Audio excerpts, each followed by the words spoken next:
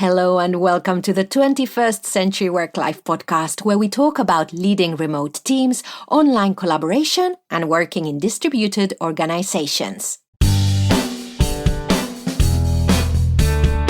This podcast is brought to you by Virtual Not Distant, where we help managers and teams transition to an office-optional approach. Find out everything we do over at virtualnotdistant.com and check out our show notes and pictures of our lovely guests over on the podcast page. It's great to have you here, listeners. Let's get on with the show. Hello and welcome to episode 238 of the 21st Century Work-Life podcast. Today we have a What's Going On episode where we reflect on what's going on in the world of work, with a focus, of course, on remote work. And we try to draw some learnings out too, around online collaboration, around what organizations should think about when setting up for people working from home, and what's going on with the tech that allows us to work from everywhere. We'll also look at what's been going on here in our inner circle at Virtual Not Distant, including our recent post on emotional contagion and emotional intelligence in remote teams, which drew a lot of insightful comments, and we'd love to share those with you. My name is Pilar Orti, and with me is Maya Middlemiss. Hello, Maya. Hello, Pilar. How are things at your end?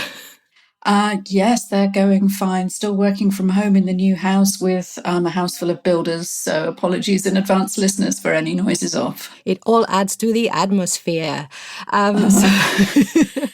So as always, you'll be able to find the links to the articles we talk about in the episode in the show notes, wherever you're listening to the show. So if you're listening in an app, tap on the artwork. If you are listening on our website, virtualnotdistant.com, then they will be there. And talking of websites, there you can also sign up to our monthly newsletter with recommended reading and writing. So that's virtualnotdistant.com. Right. We're recording on the 2nd of June 2020. So a little bit before the episode goes out, with some which might mean things change a lot by the time it airs. And we've got a lot to cover. So Maya, I would like to read for our listeners just something from one of the articles, actually not one of the ones we linked to, but an article that was quoted. So I'll try that first. So, and this is talking about the objection to remote work. The first most obvious objection usually is, if people work at home, how can one tell how well they're doing or whether they're working at all? The answer is that in judging the performance of an employee working in an office or other central workplace, personnel management experts generally reject the notion that conclusions should be based on a worker's input, as measured by hours spent at the place of work. Instead, they hold that performance should be judged by output and its relation to the firm's objectives. For many employees, these criteria can be applied just as readily when the work is done at home. Sorry, my Trello went up. A second argument is that work at home would cut off employees from needed contacts with their co-workers and others. Clearly, such contacts are often highly important for effective performance and for employee morale. So this is the arguments against remote work. And what I thought was really interesting about this is that it's from an article called "Working at Home Can Save Gasoline" from the 2nd of September, 1979. by Frank W. Schiff. Isn't that brilliant? I mean, this is just such a great reflection of conversations going on in so many organizations in June 2020. So I thought that was, I was delighted by that. And it's really worth reading. It's really interesting. So the reference to that article comes from today's first article on our list, which is by Robert Kropp, who is one of, actually, he's been a guest, but he's also going to be a guest because I've recorded a conversation with him some time ago. And he wrote an unusually long read, unusually just because we tend to get shorter stuff, really worth reading. So it's called COVID-19 Just Accelerated What Was Already Happening, and it's from allwork.space. And I just loved especially the structure of it. Again, how he went back to the history of telework, quoting this kind of article. And and then how he went through what's happening now and then what the future might be. So I really love the structure. What did you enjoy about it? I really liked this, the storytelling aspect of it, as you say, the way he'd gone back into the history. Even though there were elements of it I found a little depressing, that it really reminded us that we are still having this conversation after so many years. It was almost sort of slightly negative to think that we first started talking about this 41 years ago, and it's taken a global pandemic to make people kind of overcome these really fairly unexamined objections in a lot of people's minds, whether that's about measuring the outputs or people being able to be trusted to work from home and so on. So I thought it was a fascinating article. We'll definitely link to it, and I suggest that everybody gets a coffee and some time to themselves and does Robert's research and writing justice by having a good long read. Yeah, I also loved that he talks about what might happen next from the individual point of view, the organization point of view, and the government point of view. So that gives it a really, because there is all that. It's not just about the person who wants to work away or the team, or there's so many factors that we need to take into account, and so many different parties that have to work together to make it viable. Yeah, this is what makes predicting the future so difficult. And yes, all these trends were there clearly, but if they've been there for 40 years, then it's other constraints and pressures that are going to make things tip in one direction or another. And yeah, I thought it was a really good roundup of all those different factors, and a quite a brave and visionary attempt to extrapolate what might happen and what the different options are for all the different stakeholders. So yeah. And I also like that that reflecting on current experience, he looked at both the good and the bad. So what happened, what might happen and with those people who had a good experience, what might happen with people and organizations who had a bad experience. So that was interesting. Yes. Good. Yeah, I think there are plenty of people who've not enjoyed this time, but what are the choices for them? It's not just about going back to business as usual, whatever that looks like. Mm-hmm. Really interesting. So listeners, and we'd love to hear what you thought of it if you do have a read. And of course, I'm sure Robert would too. And also he's always looking for interesting topics to write about around this kind of a theme. So if you find anything that's interesting, do get in touch with him. What I found interesting at the moment is there's so many articles about what might happen in the future. And yeah, and interesting that we're skipping, most of them are skipping the transition that is going to be going back to work without the vaccine being present. I suppose that's so time specific. It is, but it's still open-ended. You know, it's not like we have a date written in the calendar that suddenly we're going to be able to stop social distancing on X date. And yeah, I completely agree that there is a kind of a gap. No one really wants to talk about what the immediate future is going to look like. Maybe it's easier that you can have a bit more Vaseline on the lens looking into the more distant future to predict the bigger macro effect of trends, and not really talk about what it might look like in a few weeks' time when we try to go back to the office. So yeah, I think it is a gap. I'm interested about what our office interactions, how they're going to be affected by social distancing. I found myself finding that every person I come across on the street, for me, they are a potential virus carrier. So, and I'm going to the co-working space soon. I'm going back there. So Right. Space is part of our relationships, how we use space. And I'm just curious to see how that is going to affect, and in what ways, the relationship between people. Yeah, it's a really complicated one, because I feel completely torn between this, how wonderful it is to see people again in the street. And, that almost looks like a crowd in the distance, and that looks like a normal... I had to go down to the town hall this morning, and there were people in the cafe outside sitting in the square, and there were flowers and the sun was shining, and okay, they all had masks on, but apart from that, it just looked normal. And I felt really kind of emotional and nostalgic to see that. And yet, obviously, there's another huge part of my brain also saying, well, the best way to walk to the town hall door would be to go that way, so I won't have to pass so close to this table or this group or this building. And we're going to live with that kind of conflict in us for a long time, I think. Yeah, very interesting. Listeners, we would love to hear from you, especially if you're starting to go back to the office or if you are a completely remote employee or freelancer and you don't even have to think about that. But is that affecting your work or the people you work with? So even those of us who are able to work from home, if we choose to, it might still affect our work because of all the different interactions. So virtualnotdistant.com for your long form comments and Twitter virtual teamwork with a 0 instead of an O.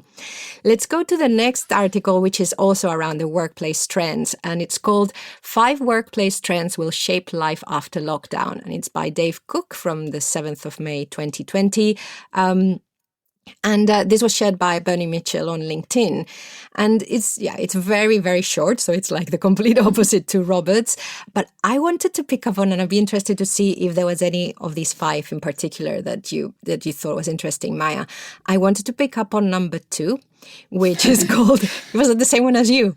No. Yeah, I think, well, we've always blamed email for everything, haven't we? Bad email etiquette won't be tolerated. I'd love to think that was going to change. So that is, so the title is wonderful, but now it goes into other, I mean, it talks about that, but then it moves into flexibility and what working flexibly is really about.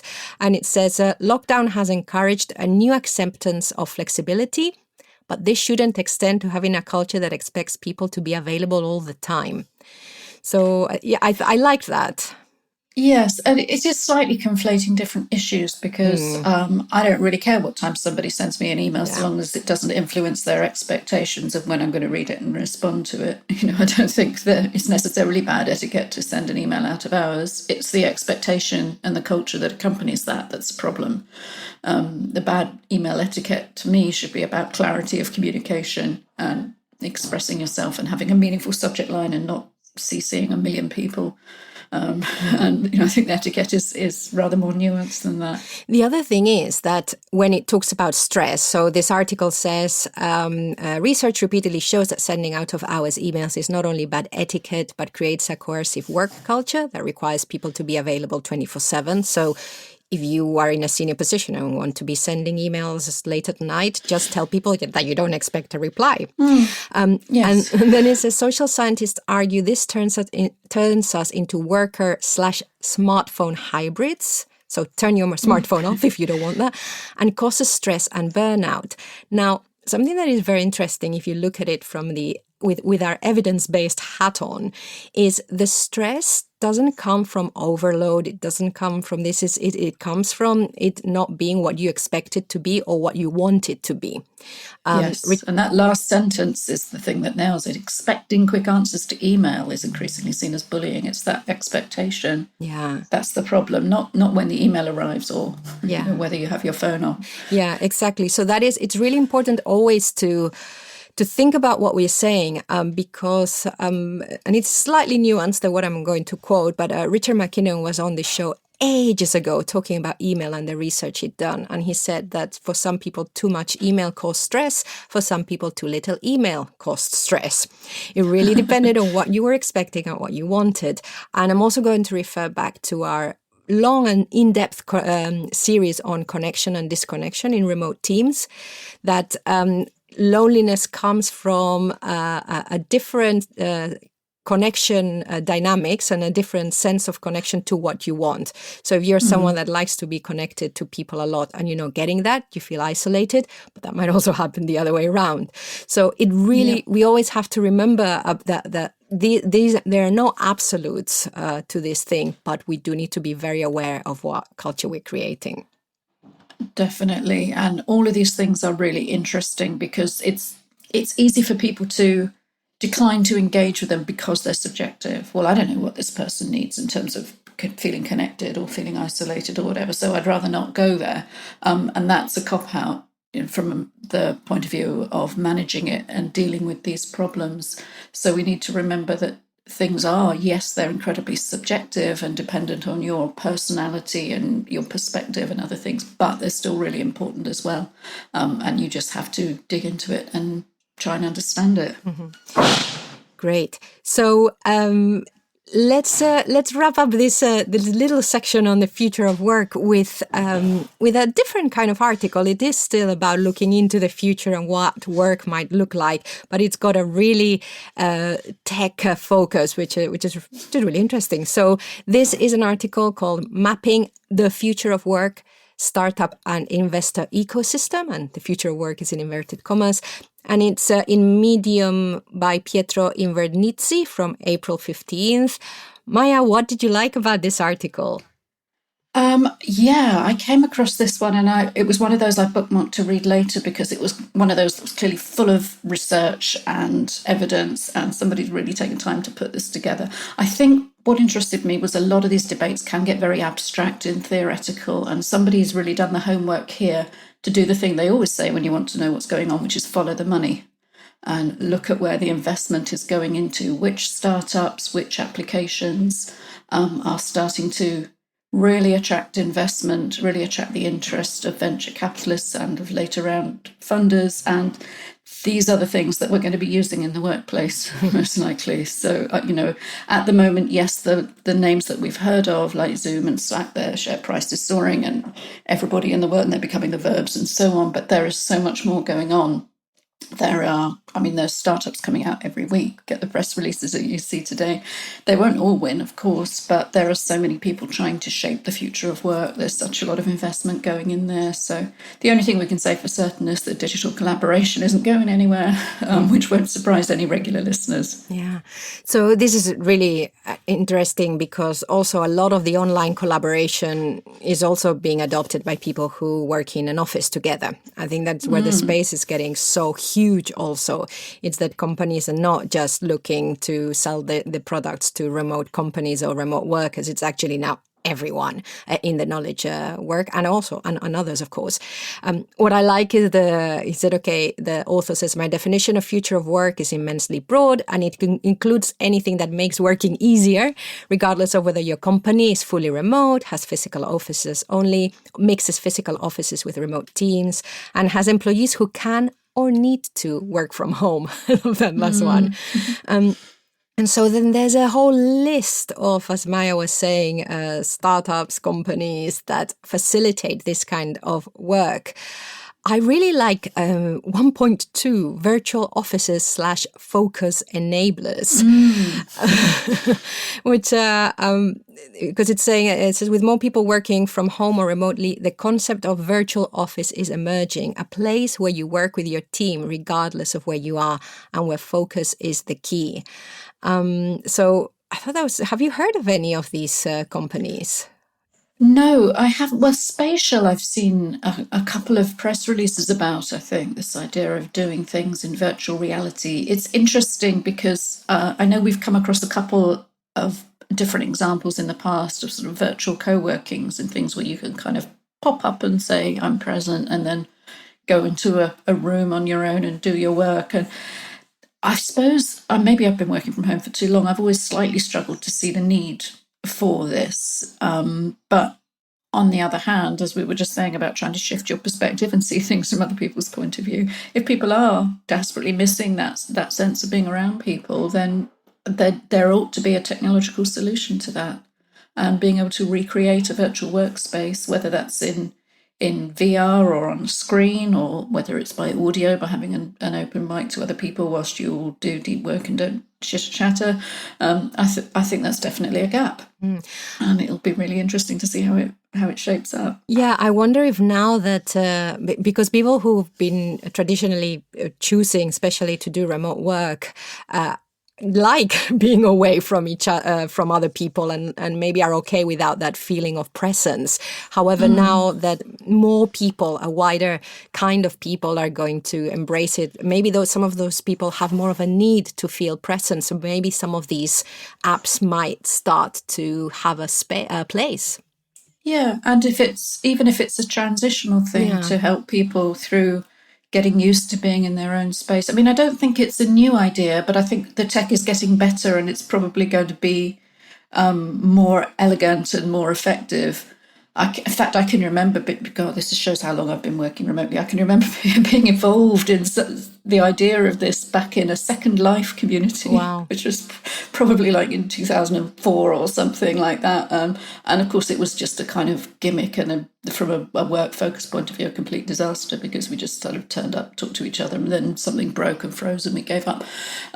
So we went back to working from home. But if it really removed the friction, and you really did manage to create the sense of presence without intrusiveness, maybe that would really do something. I love the idea of VR and or somehow being surrounded by avatars of your colleagues, but not really having to be near them. I mean, maybe that will overcome the social distancing thing we were talking about. We'll just have people there as holograms. And it goes back to that sense of space and how space is important in our relationships also. So I think there's a lot to explore there. It's really interesting. Yeah, I think we'll come back to this, actually. I think we'll probably see, well, they mentioned these startups here, but I think we'll see different kind of technology and releases coming up, especially for people who are maybe having to work from home in a not ideal physical space. The idea of creating a virtual space around you that fulfills those needs that you have from the office, I think it's quite powerful. Yeah. And then what I really liked is the 3 startup ideas on the voice and video, because they actually, because of course I like people who think like me, let's face it. I love hearing other opinions and I love being challenged. And sometimes I like to hear my own opinions reaffirmed. But there's one startup idea by Andreas Klinger: rethink video clients without big faces in a box. And it says different calls need different optimized experiences, like a town hall versus a one-on-one versus a small team call.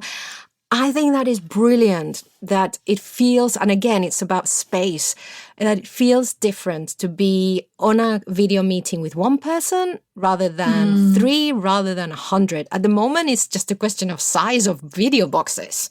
Yes, and 100 little boxes is really, it's not a quality experience for anybody. Yeah, so that's a good one. I also the video call ecosystem model, and this is something we're already seeing, and I am annoyed I can't remember the name of the app. Given that work is becoming asynchronous, good solutions will need to emerge, like hosted recordings, transcriptions, annotations, and maybe even live translation. And there is, at the moment, there's an app that we've been experimenting with at the IAF, where you record the meeting, and during the meeting you put in the chat certain commands to highlight a moment. Right. And so when you're watching, you can just look at the highlights in the meeting. Maybe someone tags you. You can be tagged for a specific bit in the meeting that is of particular relevance to you. And the journey into that is that you, as someone who's watching the meeting afterwards, will be able to record yourself into that annotation time. So we could be talking, and I could say, by the way, Maya, sorry you couldn't make it today, but however, we'd love your input in this.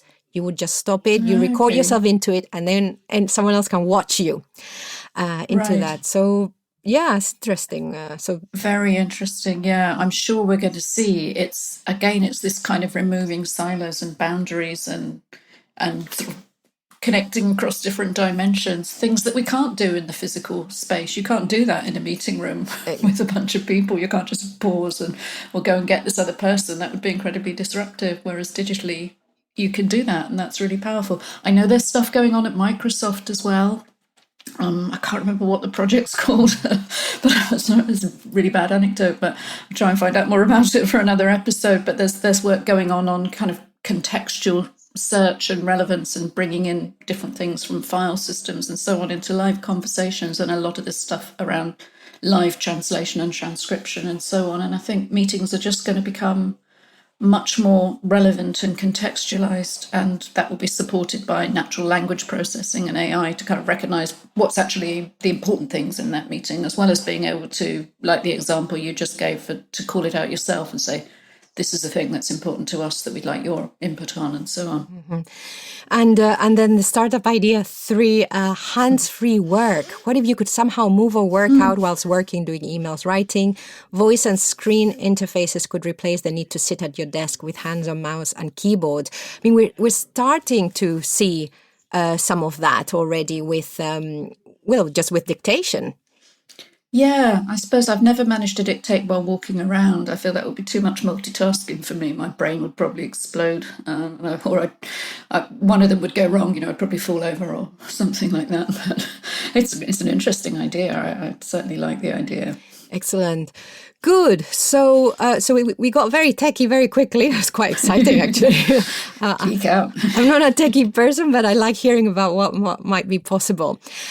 Good. So let's move on to then the next. Actually, no, we've got another one with. So with all this going on, so we're seeing this going to be more remote work, whether it's a small percentage that remains, but there's going to be more than there was before the pandemic. So you linked to the Remote Workers Bill of Rights. What was that about? I just rather like this. I saw it on Hacker Noon, which is mostly read by techie people who obviously have a bit of a history, as we've talked before, about really valuing co-located work. And as such, a lot of people in this space now will be exploring remote work as a new thing. And it was just somebody came up with this short article with a list of a Bill of Rights of what people should expect when they're expected by their organisation to work remotely. And, we could argue with some of this, but I thought it was quite a nice little overview of different things that are reasonable expectations. And just to run through some of them quite quickly, because they don't really need much explanation. Every remote worker shall have a fast and reliable internet connection.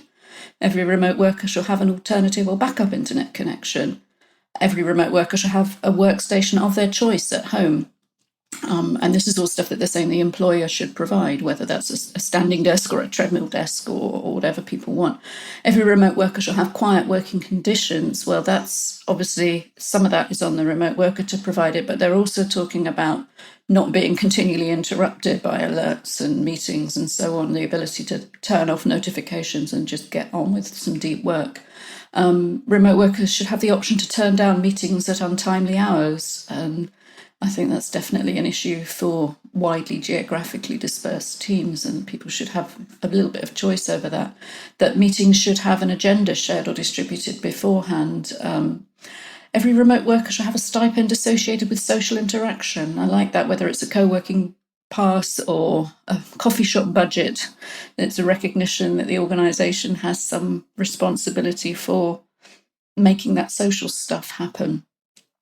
Some of this is a bit, every remote worker should be made capable of finding and effectively using emojis, memes and GIFs. I don't know, is that really on the employer? I think most people can figure that out, but I think it's a nice wrap up to the idea that the employer has a responsibility for the culture and the mood. And that's, if you're sending people to work remotely, these are the kind of things you should think about.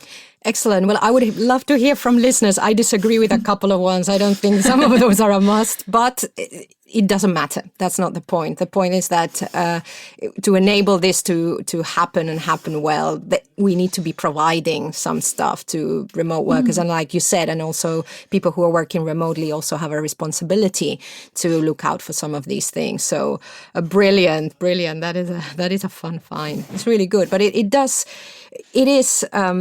goes back to the conversation we've always had, which of course the pandemic totally threw out of the window, which is you need to make sure that people can do their work from wherever they're going to do it, whether the choice is theirs because you're providing them with a choice or whether you're requiring them to.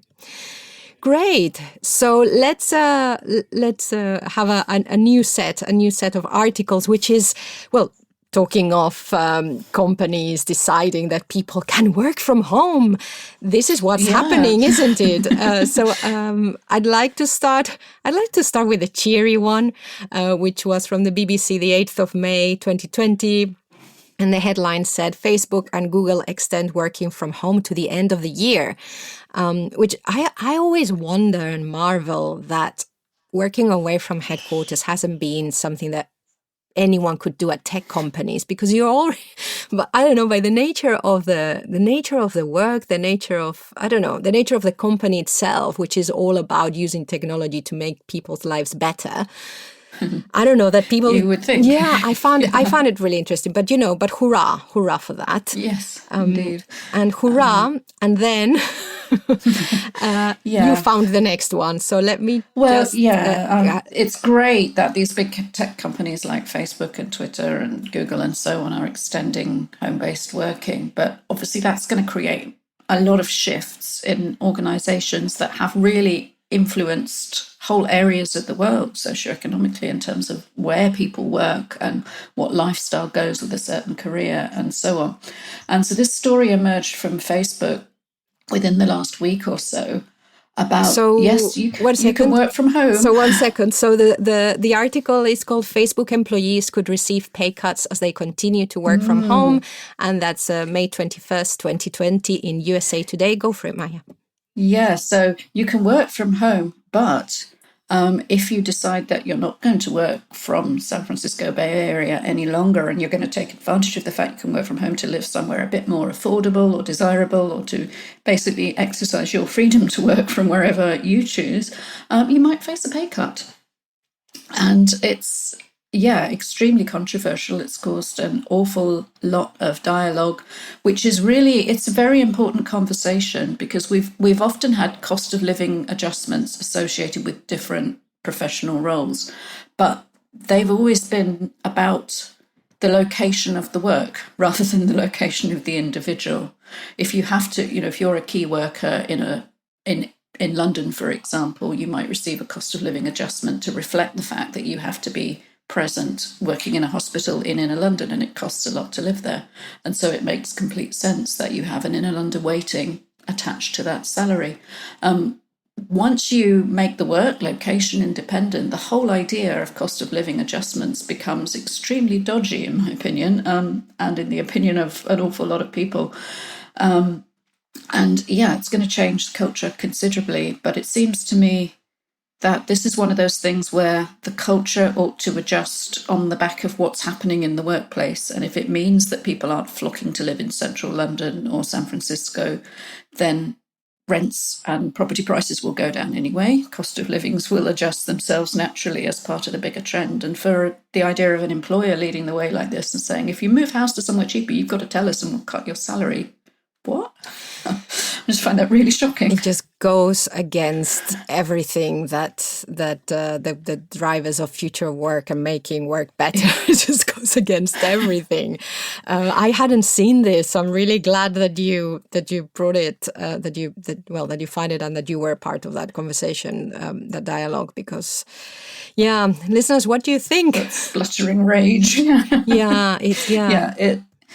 There has been a lot of condemnation of this, and I'm sure it's far from a done conversation. And as far as I know, Facebook's the only big company that's kind of said this publicly, that they're going to actively pursue this policy. And of course, it's completely out of line with the way that an awful lot of companies that are already remote first are working. I think Zapier pays somebody a relocation allowance to move away from places like San Francisco to go and repopulate areas in the rest of the US. So we'll have to see what happens with this one, but we'd love to know what people think about this.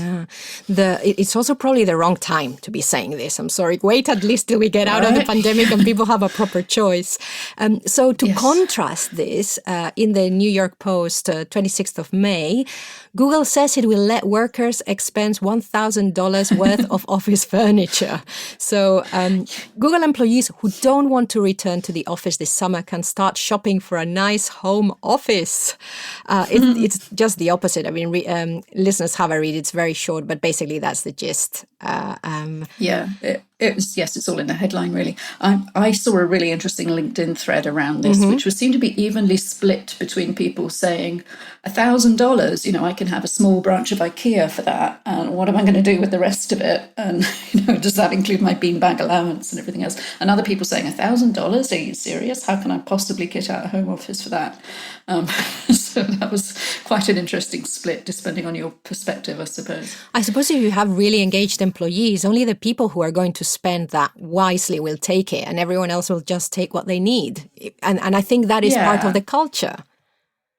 Yes, and I guess it really depends whether your salary levels are exactly kind of IKEA or Aeron, or somewhere in between.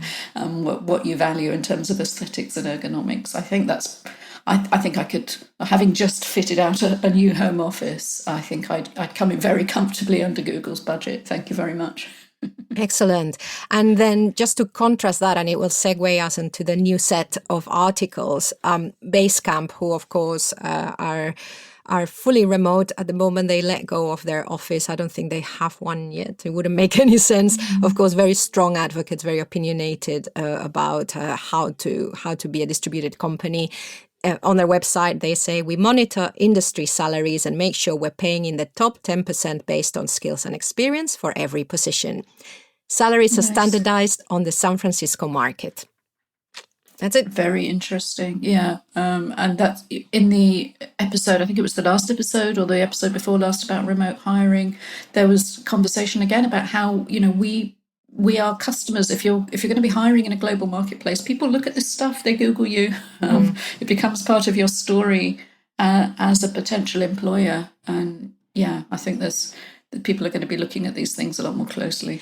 So thanks for reminding us that episode 236, I think it is about hiring remotely. And we've got Joe Palmer and a bit of an interview from some time ago with Morgan Legg from Convert.com.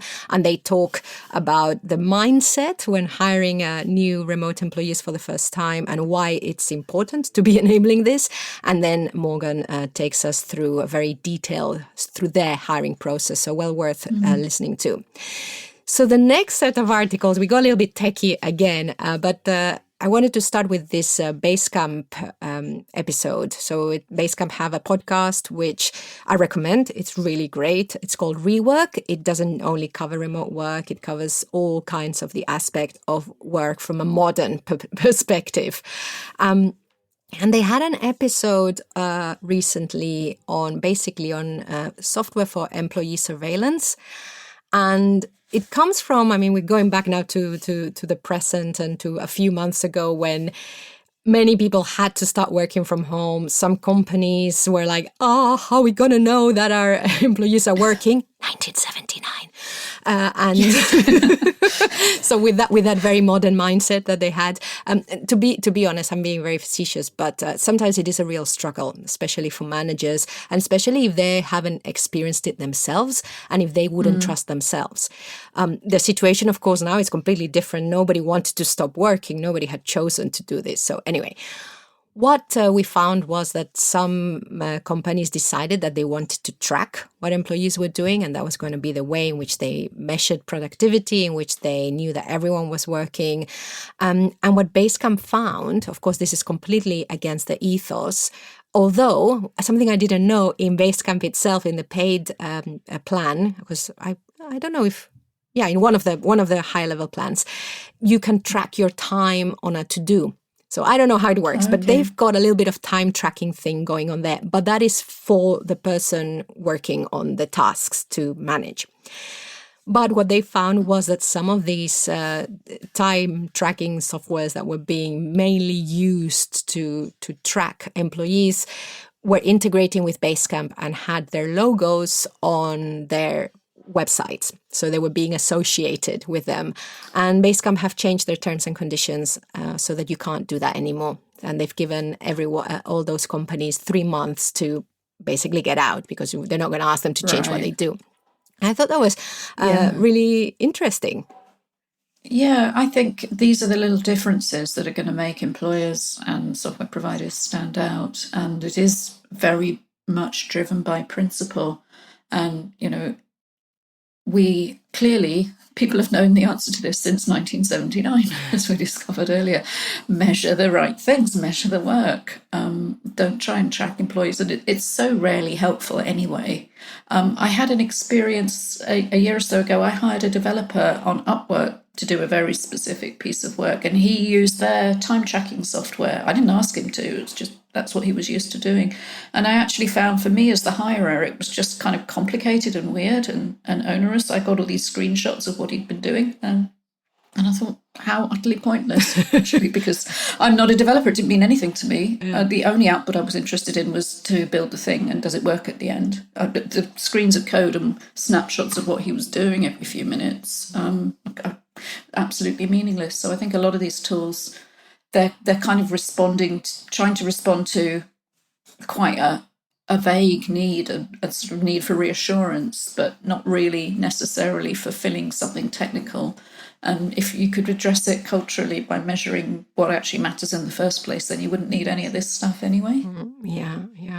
So listeners, do listen to that. It is full of swearing, so if you're sensitive to that, do not listen to that episode. But I'm very happy for you to spend some of your listening time over there. We don't mind. The podcast is called Rework. So continuing with the tech, some of the stuff that, of course, now the conversation this is a conversation that's been going on for ages, and we haven't really been part of that dialogue, although we have paid attention to it every now and then. And it's the whole aspect of accessibility in software. And especially there's an article from the Microsoft News site called Making Collaboration Accessible to All with Microsoft Teams. And this is from the 20th of May, 2020. It doesn't go into a lot of detail, but I thought it was it was nice because the person mentioned in the article, he's a listener of the show, so I'm really excited. It is about especially Microsoft Teams and making it accessible. And I do have to say that someone I know did bring up lately how sometimes it is difficult if your vision is impaired to follow online meetings, and wondering what things can people do to make sure that this is not creating a barrier. So listeners, virtualnotdistant.com, I'd really, really, really welcome anything that you are doing, anything that you've heard, or if you are having problems with using any of the platforms, what adjustments have people made? What adjustments have you made? We'd love to hear from you. Definitely. It's part of the whole conversation around when working from home or working remotely was a choice, then, people could produce their own adaptations or use tools that they chose. But if it's being mandated, then we have to get this right. And the tools themselves have to be made accessible to everybody. So I'm sure that's driving a lot of the conversations in teams like this at places like Microsoft. So it'd be fascinating to see if there are big strides made in accessibility generally. I mean, we were talking earlier about the video screens. That at the moment everything is like small screens and stuff like that. And there is a quote here that says, "As a blind person, you move linearly from one point to another within the Teams window. You don't see the big picture all at once. If things behave how you expect them to, then that's a big help." So really interesting, especially, to be honest, personally, as someone who likes experimenting a lot, I think that's something that I'm going to have to be more mindful of, is set expectations of how things are going to work. And this is not just from a blind person's perspective, but anyone, and anyone who's used to interacting with technology in a way differently to how I'm used to interacting with technology. So there's a lot of self-awareness coming out for me from this. Yeah, very interesting article. And obviously we will link to all of these in the show notes so you can go through them at leisure. Yeah. And if you are interested, if you are in the Office 365, or I think it's now called Microsoft 365 ecosystem, there's a link. Well, we'll put on also a link in the show notes. It's here in the list into all the accessibility features that Microsoft Teams have, just so that you're aware. And so all the stuff that's coming out, which is quite interesting. Yeah, definitely. Because a lot of this stuff you probably don't know about. If you've never needed it, you wouldn't go looking for it. But then if you do need it, or you know someone who does, it's just good to know what's there. Yeah, or if you've used it ad hocly and now actually it's how you communicate. Yeah. So from Teams, which of course is not just a meetings platform, it has lots of stuff for asynchronous communication there. But if we stick to the meetings, so I was listening today, I think the podcast is called WB40. Matt Ballantyne is one of the hosts. And I heard the most wonderful quote: "Online meetings have become the new email." I only heard that this morning. I was like, I suppose it was from people feel like they have to be there. We are not really thinking about how it's happening, and it's just becoming obtrusive at the moment. But yes. I heard a really interesting thing yesterday. I was listening to Channel 4 News, and they were talking about the Brexit negotiations, because those have gone on while the pandemic. Does anybody remember that? Yes, Brexit. And they said how they were finding it hard to negotiate because they said they're doing it over Zoom now. And they said it wasn't about the technology. It was about the fact, and this goes to the heart of online communication and working online. Because you were online, you had to be very deliberate and you had to be very clear and very explicit and lay everything down on the table. There was none, and they were saying they're really missing we've had the conversation, but then we go to have a coffee, and that's how we start really to negotiate. Yeah, we have the meeting about the meeting. Yeah, and then maybe that's when we say what we really meant, or that's whatever. And I thought, wow. Oh, he said the news anchor said because then there's no sneaking around in the Zoom. There's no sneaking, and I thought that again, that just takes the conversation to a different level, also. Yeah, and it's kind of what we've been saying for years about remote communications. It's all about being very intentional, and you have to be explicit and clear, and you're not going to get those sort of bits of body language or whatever else, and the side conversations in the same way, or the raised eyebrow that says that your words mean something completely different. You might not pick that up when there's 50 people in a Zoom call. So I do think that's really interesting that that's now pervading international diplomacy, and maybe some of the behaviours that these people have fallen back on for years in their political careers are going to have to be done somewhat differently. Maybe it'll be good. Maybe it'll be for the best. Maybe there'll be greater transparency. We shall see. And to wrap up, we have where did you get this from? Oh God! So it's from yes. The US is on fire. There's a global pandemic. The climate's melting. But apparently, the one thing, according to the Guardian fashion section, anyway, is that what we should be thinking about is our fashion tips for Zoom, and apparently big collars are in. So you heard it second here, obviously, if you've read this article, but we like to think we're ahead of the curve on this, and maybe if you've not been paying enough attention to what your collar is like on Zoom, you don't need to worry about fashion for the office, obviously, from the waist down. Now you can just be relaxed in your flip-flops and your yoga pants or whatever, but big collars. So there you go. That's fascinating. Want to stand out on screen? Zoom in on that colossal collar. From the waist up, which is often all that matters in lockdown Britain, big and bold is best in the fashion stakes. Lovely. And that's from the 30th of May, 2020, The Guardian. Excellent. Good. Well, I'm not wearing a collar. Not that it matters in audio. Shocking. So let's move on to what's going on at Virtual Not Distant.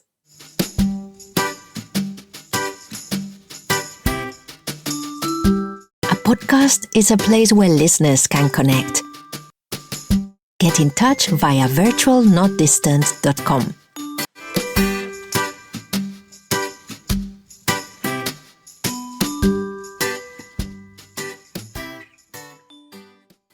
So lots of little things that I wanted to share with you, Maya, because of course we get most of our conversations done on the podcast. Let's face it, it is the wonder, which means listeners, if you have if you think that in your organization an in-house podcast would be of use to help people have some of these conversations, it really is it's a great tool, because it just reflecting on it now, it does mean you have to create the space for that conversation. You can amplify that conversation so that it goes beyond the team members or the people having that conversation. So we are in the process of putting out there how to work with us for in-house podcasting. So do get in touch if that's of interest. And just to say, the plug wasn't here on my Trello card, but I thought it'd be a nice segue. So virtualnotdistant.com for more information, or just drop me an email, Pilar, Pilar, at virtualnotdistant.com if you just want to talk about how that might work. So talking of listeners, don't know if I did.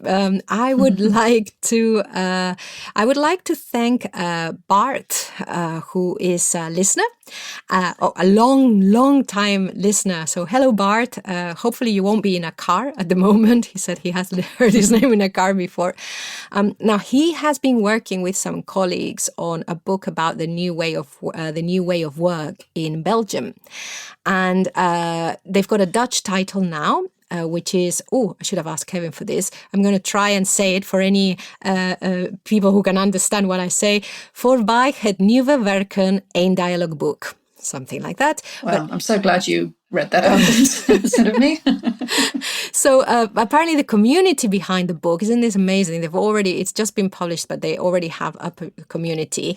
They have translated as Beyond the New Way of Work. And the subtitle, a dialogue book or a book for dialogue. The hashtag is Future of Work BE for Belgium, and the website is futureofworkbe in capitals BE, futureofworkbe.org. So listeners, head over there and let Bart tell Bart what you think of it. My English is going a bit funny at the moment. Well, you mix in Dutch as well. Yes, isn't it?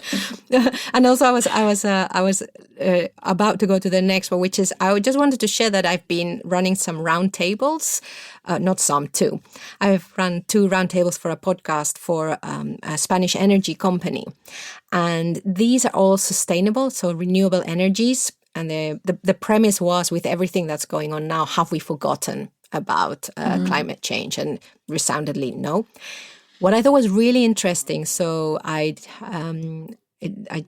chaired a roundtable with 4 specialists. We did first the one in Spain, then we did the one in the UK.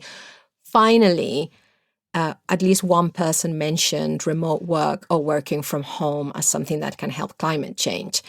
I'm not used to hearing that, apart from the remote advocates. So, and especially in Spain. Yes, it's certainly the conversations behind the curve in Spain. But I think this proliferation of climate reports and images of, being able to see the Himalayas from the centre of London or whatever these various things that have popped up on social media have been about how different it is in city centres during the pandemic without the commuters has really brought it home to a lot of people, I think, what the difference it makes when people aren't travelling into the city all the time. Yeah, I was just really glad to hear. Unfortunately, I wasn't there with a virtual, not distant hat, but with a podcast and with a client, because I really wanted to say, yes, we can help you with that. And we can help. But something I learned also doing that is, so the roundtables were audio only because of the podcast software we were using. And I found it really, really difficult to get people to have a conversation. I have to say I would have loved it to go differently because... And you know what I think the main reason was? This is really awful. I think on video, people tend to speak for a less amount of time because you see that there are other people there with you, and you see that they're waiting to, one, that they're listening, processing, and waiting to speak. Whereas on audio, and especially these people, they knew each other, some of them, but they weren't working together. You don't get that sense. So yeah, it shows how important that body language is, even on a little video box, that you do pick up that attentiveness, or somebody's eager to interrupt, or they just unmuted or whatever. Then you clearly do pick that up on some level, even more than we think. And going back to one of the other conversations we were just having about presence, I miss that. Sometimes I don't mind it. For example, I tell you what, in Skype, for example, we are on audio only, but I can still see your face. Even if I don't, I see your picture, not your face. Well, your face in your picture. But that gives me some sense of presence. But the software we were using had nothing. It just had the names.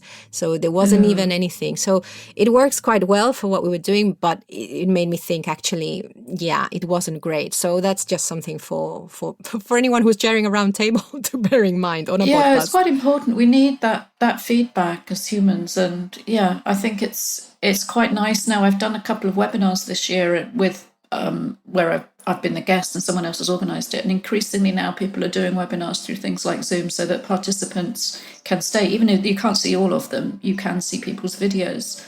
And it's quite nice. Whereas a couple of years ago, doing a webinar basically meant presenting into your laptop and you had no idea, even if you'd lost connection and were just talking to yourself, you had zero feedback at all. And it does make the whole thing more interactive. I enjoy the not being able, I enjoy the video less, but then you have to have the chat.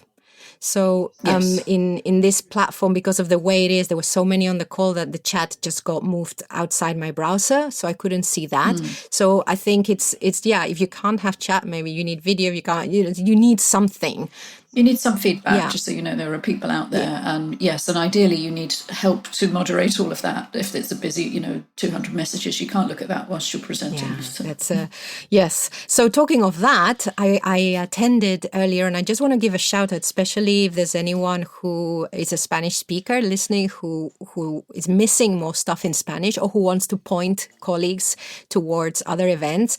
I think this has finished now, but they might well be doing something in the future. They're called Campo Virtual Latino, and they're part of the virtual collaboration works. And they did a really, really long spell of talks, activities. I just did a very brief talk for them in one of the launch dates.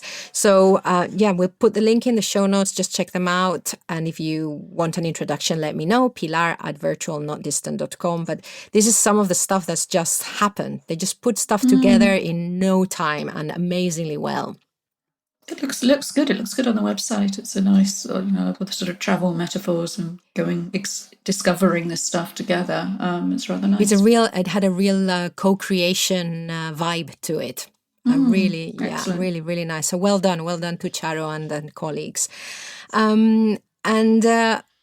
I think we've got the LinkedIn. Let's just say very quickly something I've been thinking about, and then we'll go to the media piece on LinkedIn about emotion spreading through collaboration platforms. This is something. I've been battling in with my conscience, Maya. I mean, I've had lots of battles with my conscience all the time. But the flexibility of working from everywhere, and this is something that was actually really amplified when I went to this Campo Virtual Latino event, is that because we were set up with technology and it was really easy to set up the working from home thing during the pandemic and everyone just rushed. There was no time to pause. There was no incentive for organizations. And we did speak about this actually, now I remember a month ago. There was no incentive for just stopping and seeing whether our people could continue working and whether they could continue working like they were working before. Because, for example, I met someone on this campo who said, none of my deadlines were moved. She worked for a consultancy and none of her deadlines have been moved. And so she was working till 10 o'clock, looking after the child, etc. And it's always worried me that we're setting up, because you can work from anywhere, and it goes back to one of the articles, it also looks like you can work from anywhere and anytime and every time and everywhere. And it's because we have this technology that you can go on working, it's all too easy for people to use that as an excuse, almost to ignore the fact that the world is in crisis, that families are turned upside down, that people's context has possibly changed in ways you can't begin to imagine. And we can we're just going to focus on the work and the collaboration and pretend that that's all carrying on as normal. It's really done a lot of damage to people. I was talking to a couple of friends at the weekend, actual friends that I saw face to face. It was amazing, first time in ages. But they're teachers in independent schools, so they're basically businesses in a competitive environment, and the pressures they've been under to carry on having this sort of outputs of hours of screen time with the kids and then still do all their prep and do everything else. And they had to transition all their learning materials overnight to online.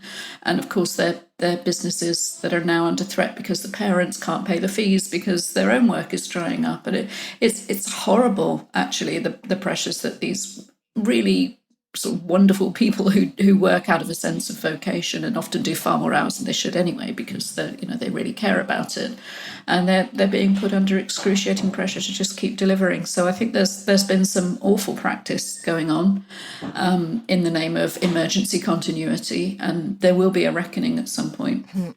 Yeah, so I just wanted to put that out there, and I'm glad that you had something to add. That we want some of what we've experienced and we saw that works to continue and be taken into the future, but this is something that we don't, and we really need to be very mindful about what we move into the future from what we're experiencing now. So I wanted to just end a couple of minutes to share with listeners some of the content that came up as a result of a post I posted on LinkedIn on Wednesday, 20th of May. The title is "Do Emotions Spread Through Collaboration Platforms?" And I don't know, I learned learned a lot, and I was just really, really pleased that that something resonated and that other people had something to add. I'll just read the premise. So, writing the piece on sharing mood in remote teams as a way of knowing whether, for example, someone might be receptive to feedback, or even as a way of knowing to keep an eye out for someone's potential drop in well-being on performance. I'm wondering, has any research been done around emotional contagion through collaboration platforms like Slack in either teams or online communities? I feel a tension between I clicked on something. I feel a tension between encouraging sharing mood and the risk of contagion. Because I read that so badly, just to say that one of the practices of visible teamwork is sharing what mood you're in at a certain time, because it might affect how you interact with others. This is not about that we have to tell everyone how we're feeling every day. This is one of the nice things about working apart from each other. But sometimes if we think that how we're feeling is going to impact the work with others, then we should communicate it, because otherwise people might not notice, and that might affect their relationships. And then I thought, well, if I'm sharing this, and if it's something, well, if I'm sharing this, does it then mean that it can resonate through the team, and suddenly is mood contagious, basically, was my question. What were some of your thoughts, Maya? I thought this was a fascinating conversation, and it was very interesting to see who got involved. An awful lot of, we'll obviously link to this article, and people will recognise people from previous episodes of the podcast and so on, like people like Tim Burgess from Shield Geo and Rowena Hennigan.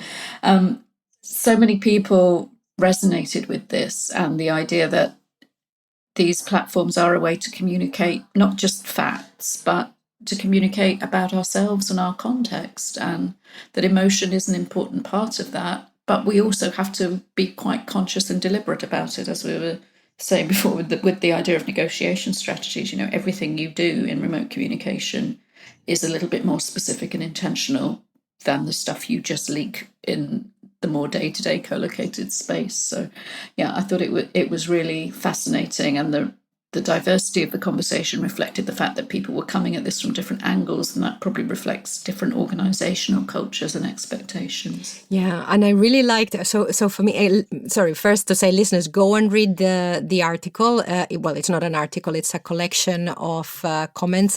And as Anna said, Anna Karakusevich, she said, thanks for sharing your discussion, or more precisely, dialogue, in the David Bohm sense of flowing of meaning. I quite like that, because also, of course, I collated some articles from a post that I posted, but then other people have continued commenting. So go and have a look. I just wanted to say something that made me laugh a lot is the use of how I didn't realize that in many companies who use platforms for everyday communication, that they're designing their own emojis, and how much, of course, then that comes into culture and sense of belonging. I just hadn't realized. And then Tim Burgess was saying he introduced a term I didn't know, which is called reactji, which is Slack's term for reacting with an emoji. I didn't know that. Did you know that? No, I don't. I've not come across that one before. So reactgy, I don't. Yeah. Reactgy. Okay, interesting. Yes. Maybe does that need a word? Maybe it does, because it's different. It is a reaction rather than a new communication or a new comment. People sometimes, I don't know, I think people sometimes just want to see their emoji bigger, so they'll just put it as a reply rather than a reaction anyway. Yes. But that's all part of it, I guess. Yes, and it's just really nice also the use around language. So there is all that. Then there's, of course, a whole conversation around the emotional contagion, mood versus emotion, emotional intelligence, emotional influence, emotional resonance. If you like words, you will like this collection of thoughts. Let's put that there. Great. Well, Maya, this has been a pleasure. And the building works weren't too bad, were they? No, they were very good. They kept quiet. Maybe they've gone for their lunch. You must thank them from our listeners. And I will do. Yes, so you can now start cutting tiles again. Yay! My migraine will come back. Well, listeners, let us. If you have any thoughts around any of these articles, and remember that we do this once a month. So if you want to send some articles through for us to share with other listeners, please do that. Any comments? We are here to, we'll want to share our opinion and our thoughts, because it's lovely to have a podcast to do that. But also, as with this LinkedIn article, it's very nice to think of ourselves also as this vessel through which people can communicate.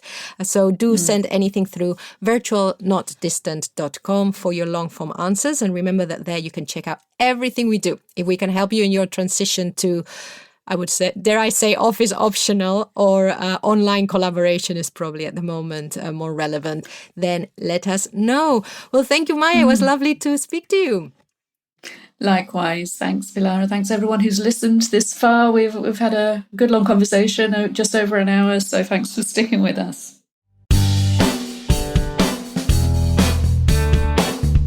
A big thank you for listening to the 21st Century Work-Life podcast produced by Virtual Not Distant.